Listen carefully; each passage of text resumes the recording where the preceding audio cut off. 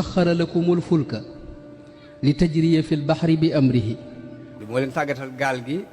pour mu mën a dox ci kaw géej gi وسخر لكم الأنهار moo leen tàggatal dex pour ngeen mën ci génnee ay njariñ وسخر لكم الشمس والقمر دائبين moo leen tàggatal jant bi ak weer wi ñu sax dàkk ak njariñ yi leen di jariñ وسخر لكم الليل والنهار moo leen tàggatal guddi ba ngeen mën cee dal noppalu ci mu tàggatal leen bëccëg ba mu yaatu ci yéen ngeen mën cee fàggu seen dund وآتاكم من كل ما سألتموه lépp lu ngeen ko laajat mu seet la leen ca amal njariñ mu jox leen min kulli ma saaltumu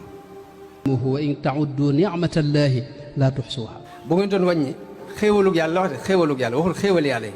xéewalug yàlla bu ngeen ko doon wàññi du ngeen ko mën a takk te mooy genn xéewal gu ne la ca nekk ci ay njariñ boo ko bëggoon a wàññi lu mel ni gis ab xéewal la ndax li la